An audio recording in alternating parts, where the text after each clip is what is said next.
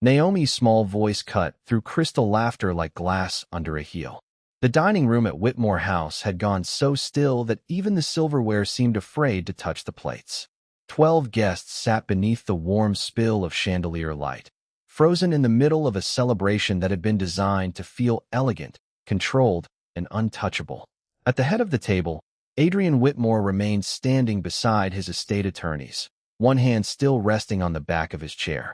Naomi Carter stood 3 seats from the end, a folded copy of the will trembling in her hands. She was only 12, slim and straight-backed in a navy dress that had belonged to her mother before it had been taken in at the waist. The paper looked too large for her fingers, but her eyes did not waver. "Why is my mom's name in your will?" No one rushed to answer for him. Adrian's face changed first at the mouth. His lips parted, then trembled, as if the girl had not asked a question but reached into his chest and touched something still alive there. The attorneys exchanged a quick glance. One of them shifted forward, ready to smooth the room over with legal language. Naomi turned before he could speak. "Don't." Her voice shook once, then steadied. "I asked him." That single refusal changed the balance in the room. She was no longer the child who had been invited to the estate out of vague charity after her mother's death. She had stepped into the center of a secret built long before she was born. Adrian lowered his hand from the chair. He looked at the paper in Naomi's hand, then at the old photograph peeking from the pocket of her dress. The corner of it was worn white with use. He knew that photograph.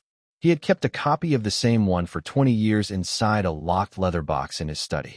Celeste Carter smiling on a train platform, sunlight on her cheek, one hand raised as if she had been caught in the middle of saying goodbye. A guest finally broke. "This is inappropriate." Naomi turned toward the sound, chin lifting.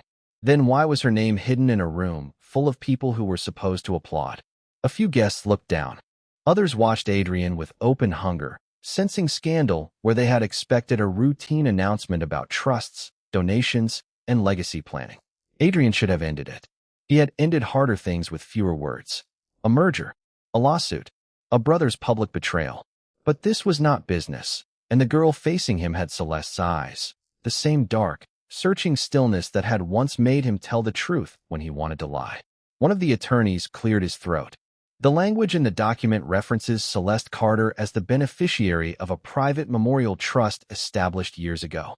Since she is deceased, the matter can be handled quietly. Quietly. Naomi's fingers tightened around the will until the edge bent. Quietly is how people bury women after they've used them. A sharp breath moved through the table. That was the moment Adrian understood the real cost of silence. This was no longer about whether his guests would gossip. It was about whether Naomi would leave believing Celeste had been one more woman discarded by a powerful man who could afford to forget her. He stepped away from the head of the table. The movement startled everyone because it was simple, and because men like Adrian Whitmore did not step down in rooms built around them. He came around the long table slowly, not toward the attorneys, not toward the offended guests, but toward Naomi. When he stopped in front of her, he did not reach for the paper. "I didn't use your mother," he said. Naomi's eyes flashed. "Then what did you do?" He held her gaze, and for the first time that night, he answered without armor. "I failed her." The words landed harder than any denial could have. Naomi's breath caught, but she did not soften. The chandelier light seemed to sharpen after that confession, turning every crystal into a witness. Silence spread across the dining room in a thin, brittle sheet. The 12 dinner guests, so comfortable only minutes earlier in their polished outrage, no longer looked entertained. They looked hungry, not for truth, but for damage. One of the estate attorneys cleared his throat and reached toward the folder on the table. "This discussion should continue privately," he said, voice careful, professional, already trying to pull the night back under legal control. Naomi Carter did not move. "No," she said. "You read my mom's name in front of everybody. So answer in front of everybody." That changed the room. Until then, Adrian Whitmore had been the center of wealth, power, and protocol. With one sentence, Naomi made him answer on her ground instead of his. The oldest of the 12 dinner guests leaned back in his chair with open contempt. This is exactly why children shouldn't be dragged into estate matters. Naomi turned so fast her chair legs scraped the floor. "I wasn't dragged," she said. "I asked a question none of you were brave enough to ask. A few faces tightened. A few looked away. Adrian Whitmore's hand, still resting beside the will, curled once against the linen tablecloth. The tremor in his lips had faded, but something worse had taken its place: decision. He looked at the 3 estate attorneys, then at the 4 household staff standing near the wall, frozen between duty and discomfort. "Lock the doors," Adrian Whitmore said quietly. The words landed like a second impact. One of the household staff hesitated, then obeyed. The soft click of the final door closing didn't feel protective. It felt surgical. No one was leaving until the polished version of the evening died completely. The youngest attorney stood. "Adrian Whitmore, that is not advisable." It wasn't advisable to let Celeste Carter's name be treated like a clerical error either, Adrian Whitmore said. Naomi's shoulders stiffened at the sound of her mother's name spoken without distance. Not defended, not brushed aside. Spoken like a wound that had never closed. He reached into the inside pocket of his dinner jacket and pulled out something small, folded, and worn at the edges. Not legal paper. Not a copy of the will. A photograph. He set it down in front of Naomi. Across the white tablecloth, under gold light and beside crystal glasses, the old photo looked almost too fragile to belong in that room. Celeste Carter stood in a hospital hallway, younger, tired, still beautiful in the plainest possible way. A badge hung from her scrubs. In her arms was a newborn wrapped in a striped blanket. Beside her stood Adrian Whitmore, younger too, without the armor that money later taught him.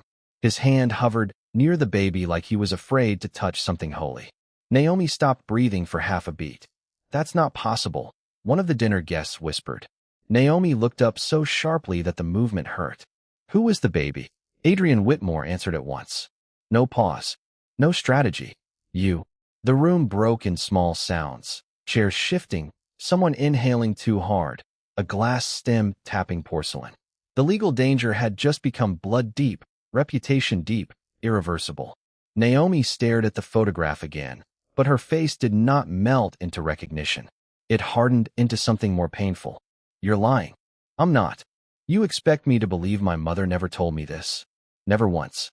Her voice rose, not wild but cutting. "You think a picture explains 12 years?" "No," Adrian Whitmore said. "It condemns 12 years." That stunned even the attorneys. Naomi pushed the photo back across the table, not gently. "Then say it clearly. Were you with her? Did you leave her? Or did you know about me and let us disappear anyway?" There it was, the question underneath the question, the one that could not be hidden inside paperwork anymore. Adrian Whitmore did not sit. He did not reach for water. He did not ask for time. Crystal glasses, polished silver, and the low amber light of the dining room had been arranged to flatter power, not truth. The 3 estate attorneys stood at the far end of Adrian Whitmore's long table with leather folders open, while the 12 dinner guests leaned back in velvet chairs as if they were attending a performance they had already paid to admire. The 4 members of the household staff moved quietly along the walls, carrying coffee no one was drinking. Naomi Carter did not look like part of that room, and that was exactly why no one could ignore her. The oldest of the attorneys cleared his throat, trying to recover the formal rhythm that had cracked during the confrontation in the library. At Adrian Whitmore's instruction, tonight's trust announcement will clarify several charitable distributions, legacy provisions, and private designations. A few guests exchanged relieved glances. Paperwork was safer than emotion. Numbers were easier than memory. Then the attorney opened the final folder. His voice remained professional for the first few lines, listing foundations, art holdings, scholarship funds, and a property trust. Pens moved. Shoulders relaxed. The room began drifting back toward its familiar illusion of order, until he reached the page that changed the temperature. "There is also," he said, pausing for only a fraction too long, "a separate protected allocation attached to the name Celeste Carter." Silence did not fall all at once. It pulled the air out of the room in one hard breath. Naomi Carter rose before anyone could stop her. Her chair scraped against the hardwood with a sharp, unforgiving sound. Every head turned, first in annoyance, then in alarm when they saw what was in her face. Not confusion, recognition. Her voice was clear enough to cut through crystal and reputation alike. "Why is my mom's name in your will?" No one moved.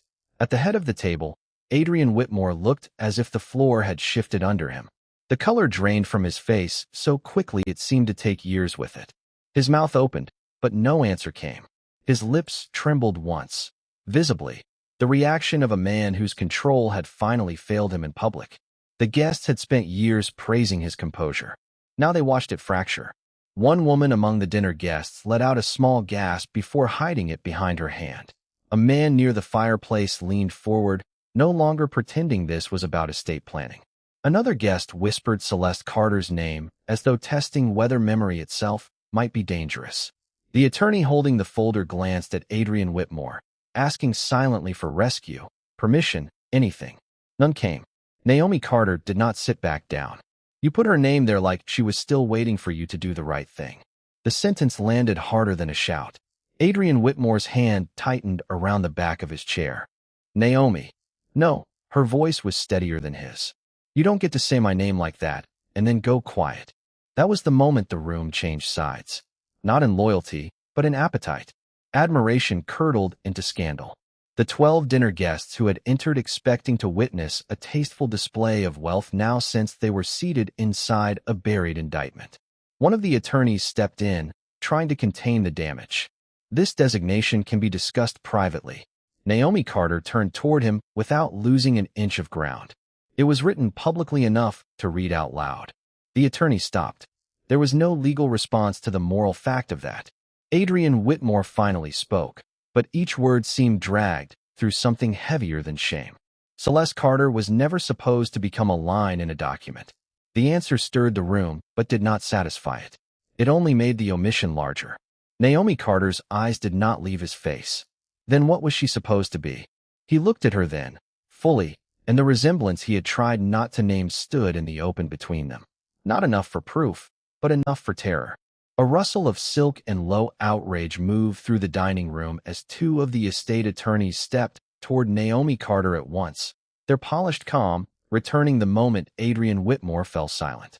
One bent slightly, voice softened into the kind of patience adults used when they wanted a child to disappear without a scene. There's probably been a clerical misunderstanding, he said. Why don't you come with us for a moment? We can sort this out privately.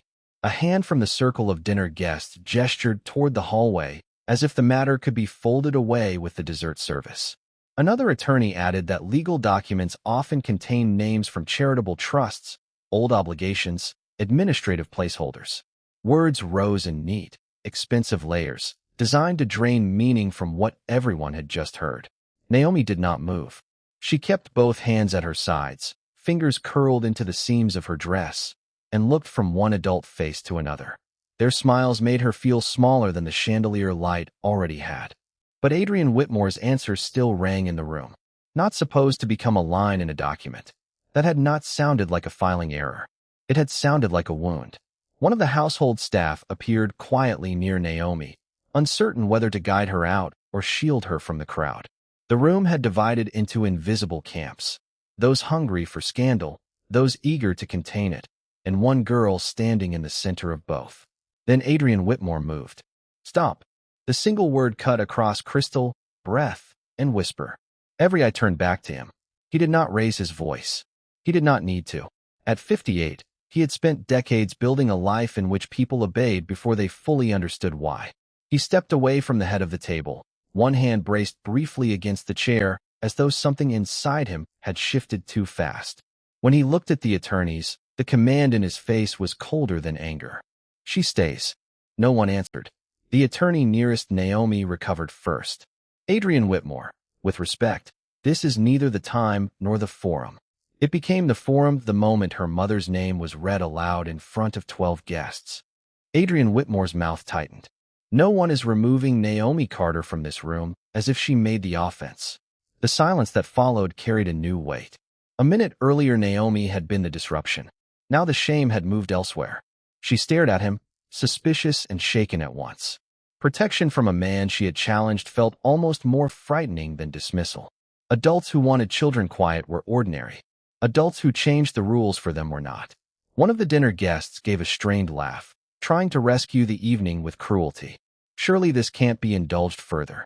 She's upset, and children hear one thing and imagine 10. Adrian Whitmore turned toward the speaker, so slowly the room seemed to lose heat. She asked the one question everyone else was too cowardly to ask plainly. No one laughed after that. Naomi felt the floor steady beneath her. It was not comfort. It was something sharper. If he was willing to stop his own attorneys, embarrass his own guests, and place himself between her and the room, then whatever bound him to Celeste Carter had to be deeper than guilt over an old mistake. Guilt hid. This looked like grief dragged into daylight before it was ready. She saw it in the way he said her mother's name, as if each syllable carried memory instead of explanation. She saw it in his hands, one clenched, one trembling just enough to betray him. And she saw it most clearly in what he did not do. He did not deny knowing Celeste Carter. He did not claim the will was wrong. He did not pretend Naomi had imagined the resemblance that had flashed across his face. The oldest of the three attorneys opened the folder again, careful now. If Naomi Carter remains, then the reading cannot proceed conventionally. The air in the dining room seemed to tighten around the polished silver and candlelight. No one reached for a glass. No one touched the dessert plates waiting untouched beneath the chandeliers. The oldest of the three estate attorneys closed the folder halfway and looked toward Adrian Whitmore with the care of a man stepping onto thin ice. "This matter," he said quietly, "may need to continue in private." That should have ended it. The 12 dinner guests were already shifting in their seats, eager for scandal, but careful enough to hide it behind old money manners. The 4 household staff stood near the walls, still as portraits. Yet Naomi Carter did not move. At 12, she looked impossibly small in that enormous room, but there was nothing small about the way she held her ground. "I'm not leaving," she said. "Not until someone tells me why my mother is in that will." For a long second, Adrian Whitmore said nothing. Then, with a voice rougher than before, he told the attorneys to escort the dinner guests to the terrace and asked the household staff to clear nothing, touch nothing, and shut the doors behind them. The order emptied the room of noise, but not of pressure.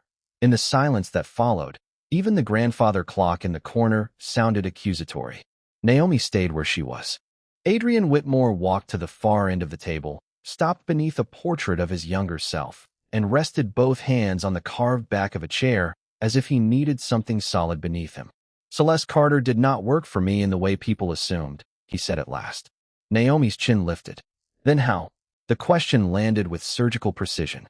Adrian Whitmore looked at her, and for the first time that night, the power in the room did not belong to the billionaire, the attorneys, or the house built to impress generations.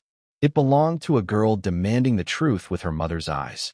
"Years ago," he said, "before my name carried the weight it does now, I was about to make a decision that would have destroyed more than my business. It would have ruined families, put innocent people out of work, and turned me into the kind of man who confuses winning with worth." Naomi said nothing. Neither did the attorneys. They understood that whatever came next mattered more than any formal reading. Adrian Whitmore continued, slower now. "Celeste Carter stopped me." Naomi blinked once. "My mother?" "Yes." A strange, fragile disbelief crossed her face. It was not doubt in Celeste Carter. It was the shock of discovering that the private woman she knew at home had once stood inside a world this powerful and changed it. Adrian Whitmore reached into the inside pocket of his jacket and removed a folded sheet of paper, old enough that the edges had softened. He did not hand it to her immediately. He looked at it first, as if he had memorized every crease. "She found out I was about to sign an acquisition deal built on lies," he said. "Numbers had been manipulated.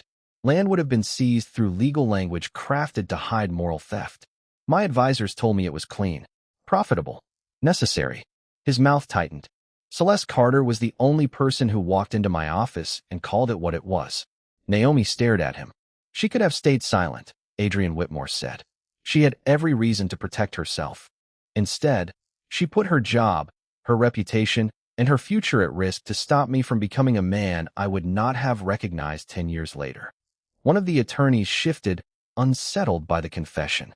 This was no longer about money. It was about a debt with a soul attached to it. Naomi's voice softened, but only slightly. If she mattered that much, why was she hidden? The old paper remained in Adrian Whitmore's hand. His thumb pressed over a faded line of ink, as if he could keep one truth buried by covering it with his skin. Rain tapped the tall windows long after the dinner guests had gone, leaving Adrian Whitmore's estate wrapped in a silver hush.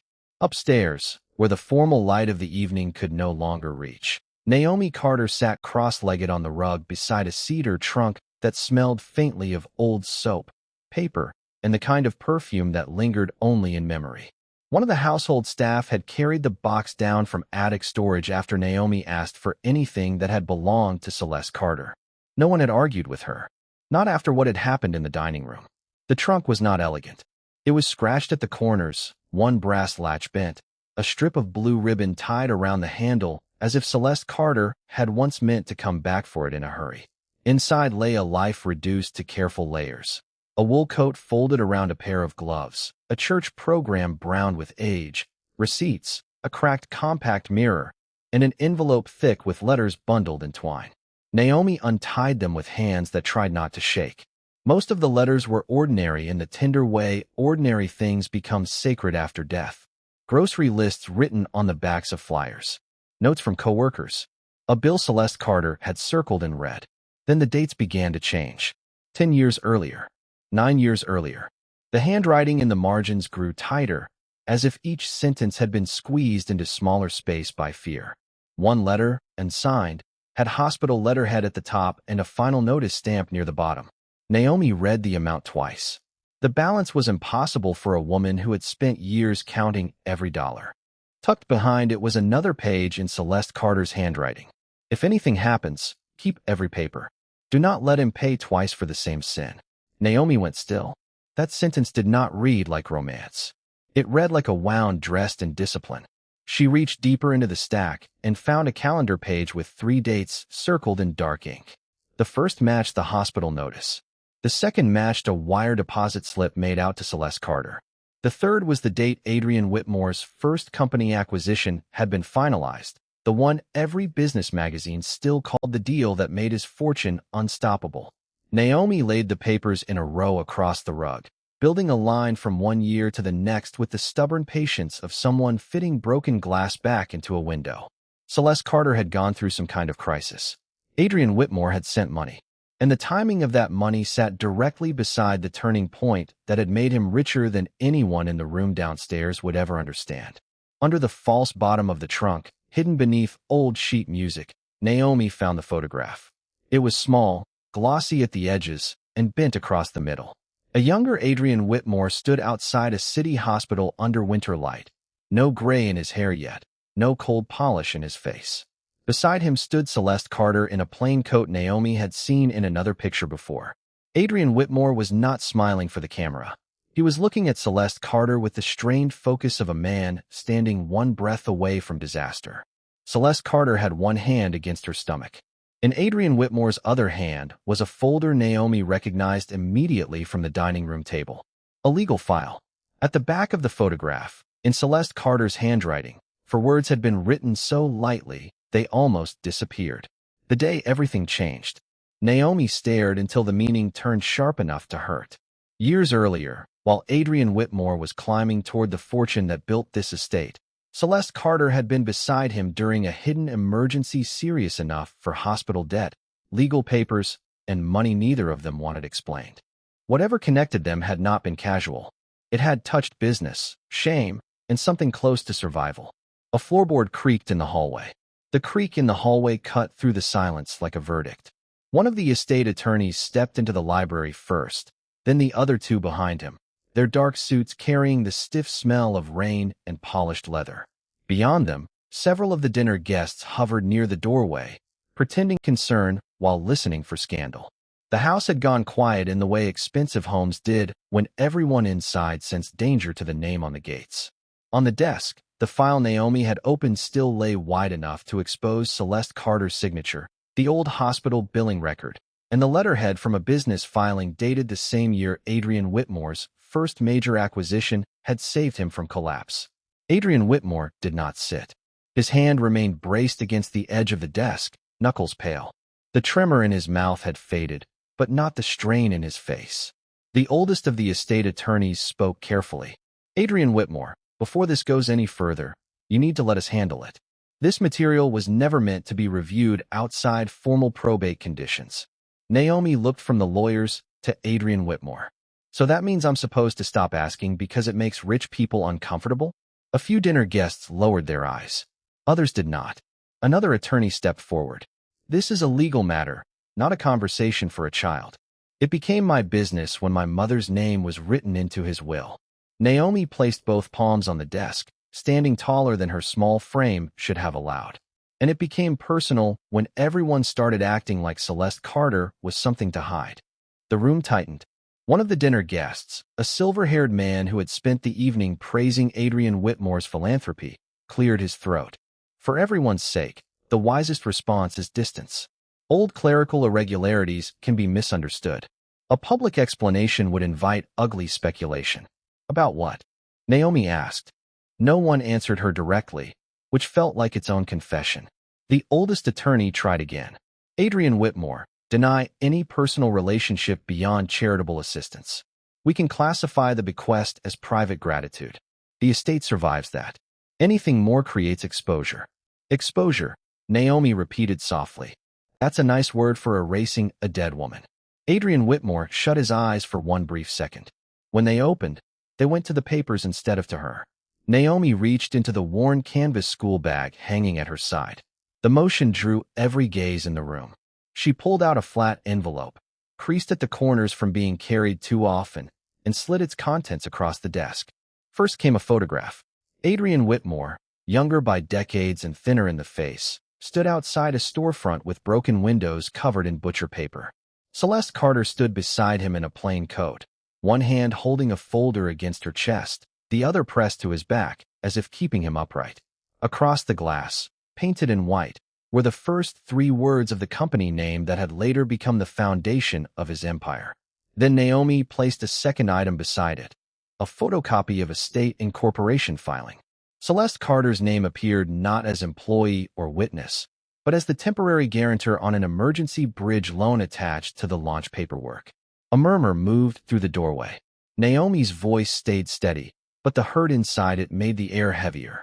My mother kept these hidden in a baking tin with rent receipts and hospital papers. She wrote on the back of the photo that she helped you hold the door open when everyone else was closing it. If she was nothing, why was she risking debt for you? Adrian Whitmore stared at the guarantor line as if it had reached up and seized him by the throat. The youngest attorney moved quickly. This changes nothing in legal structure. It only shows informal support during an early business phase. Adrian Whitmore, say nothing else tonight. Naomi did not let the moment close. Then explain this part. The line below Celeste Carter's signature was short enough to fit inside a breath and heavy enough to crush a room. If anything happens to me before the loan is repaid, Adrian Whitmore must never be told where the money came from unless Naomi Carter is left with no protection at all. Silence moved across the dining room like cold water. The 12 dinner guests, who had spent the evening wrapped in polished manners and expensive opinions, now looked less like witnesses and more like intruders. The 3 estate attorneys stood rigid beside the long table. Even the 4 members of the household staff at the walls seemed to stop breathing. Naomi Carter lifted her eyes from the document. No protection from what? For the first time that night, no one tried to interrupt her. Adrian Whitmore reached for the back of a chair, but he did not sit. His hand shook against the carved wood. The younger attorney had warned him to stay silent, but silence had already done enough damage in this house. It had outlived Celeste Carter. It had reached Naomi Carter. It had turned a will into a wound. The truth, Adrian Whitmore said, his voice rough, is that Celeste Carter's name remained there because taking it out would have been the final betrayal. One of the older attorneys stepped forward. This is not advisable. It isn't about advisable anymore. Naomi Carter did not move. Then say it. The crystal chandelier above them cast a hard white light over everything no one could soften now. Adrian Whitmore looked at the papers, then at Naomi Carter, and whatever shield money, power, and legal caution had built around him began to break in plain sight. I loved Celeste Carter, he said. The words landed without decoration. No defense. No polished explanation. Just the blunt ruin of them. Naomi Carter's fingers tightened around the page. You loved my mother, and she never told me? She had reasons. His lips trembled once before he forced the next breath out. And most of those reasons started with me. The room stayed still as Adrian Whitmore finally gave Naomi Carter what Celeste Carter had carried alone. Years ago, before the estates, before the headlines, Before his name meant anything in rooms like this, Celeste Carter had believed in him when almost no one did. She signed for a loan that kept one of his earliest ventures alive. She did it quietly, without asking for ownership, applause, or a promise written in ink. They were in love then, but it was the kind of love built in small places: late coffee, unpaid bills, long talks in borrowed apartments, hope stretched thin and still surviving. Then came the betrayal. Not from Celeste Carter. Never from her. Adrian Whitmore swallowed hard. I was told she had used my private records, that she had fed information to people trying to destroy the company before it even had a chance to stand. Documents were placed in front of me. Accounts were shifted. I believed what was convenient for my fear and my pride. Naomi Carter stared at him. So you chose money over her? No. The word came fast, and somehow that made it uglier. I chose suspicion over love. And once I did that, I made everything else possible. He admitted that he had confronted Celeste Carter with accusations instead of questions. He had let lawyers speak where his heart should have. He had cut her out of his life with the cold efficiency of a man more loyal to his future than to the woman who had helped build it. By the time he learned the records had been manipulated by people inside his own early financial circle, men who wanted Celeste Carter gone because she saw too much damage, too much greed, too soon. She had already disappeared from his reach. Not vanished. Driven out. They threatened her, Adrian Whitmore said. Not only with scandal. With debt. With ruin. With making sure any child tied to her would grow up hunted by my enemies or used by them. Naomi Carter did not cry. That was what made the room ache. The chandelier still burned above the long dining table. The three estate attorneys stood with Adrian Whitmore's signed documents spread before them like evidence at a trial no one in that room had expected to witness. The 12 dinner guests, polished and powerful only minutes ago, had fallen into a silence so complete even the soft clink of silver from the far sideboard sounded guilty. Naomi Carter kept her small hand wrapped around the old photograph. Celeste Carter stood in faded color beside a much younger Adrian Whitmore, sunlight behind them, both smiling at something outside the frame. A real smile. Not scandal. Not rumor. Not charity. A life interrupted. You knew my mom, Naomi said, her voice steady now. And all these years, nobody told me. Adrian Whitmore did not defend himself this time. He did not speak like a billionaire protecting a reputation. He looked like a man finally standing where there was nowhere left to hide. I loved her, he said. Several guests shifted sharply. One of the attorneys lowered his eyes. The household staff remained still near the wall, witness to a truth larger than the mansion itself. Adrian Whitmore went on. Not in secret because I was ashamed. In secret because men around me turned everything into leverage. Celeste Carter found out they were stealing through shell companies tied to my first investment group. She confronted them before I understood how dangerous they were. When they realized she wouldn't stay quiet, they buried her under threats and forged records that made it look like she had chosen to disappear. His voice roughened. By the time I broke free from them, she was gone. Naomi's chin trembled, but she held it high. Did she know about me? The question landed harder than accusation. Adrian Whitmore reached into the folder nearest him and removed one sealed envelope, yellowed at the edges. It had been preserved inside the will packet, marked in Celeste Carter's handwriting. For Adrian Whitmore. Only if the truth can no longer hurt her child more than the lie. He handed it, not to himself, but to Naomi. Agency passed with that envelope. The lead attorney gave a quiet nod. It belongs to Naomi Carter. Naomi opened it carefully. Inside was a letter, folded around a hospital bracelet, and a second photograph. Celeste Carter in a narrow clinic bed, exhausted, smiling down at a newborn wrapped in a striped blanket. Naomi read silently at first. Then her lips parted. She wrote. Naomi swallowed. If you are old enough to read this, then the world failed to keep you safe the easy way. So I'm trusting truth to do it the hard way. Adrian Whitmore is your father. The room broke into a stunned inhale. Naomi looked up, tears finally shining in her eyes. Not because she was weak, because the shape of her life had just changed forever. Celeste Carter's words continued in Naomi's trembling voice. I left because they promised they would destroy him through you and destroy you through him. I believed distance was the only shield I had left. If he ever learns the truth and puts my name where the world can see it, then he has chosen love over fear. If that day comes, Let Naomi decide for herself whether blood deserves a place in her life. Never force her. Never buy her. Never own her. Only tell her I was loved, and that she was born from something honest. No one moved. The greatest thing in Adrian Whitmore's will was no longer money. It was surrender. He stepped away from the head of the table and, in front of the attorneys, the guests, and every witness his status had once impressed, he lowered himself to one knee so that his eyes met Naomi Carter's. I cannot ask for years back, he said. I cannot defend what my silence cost you.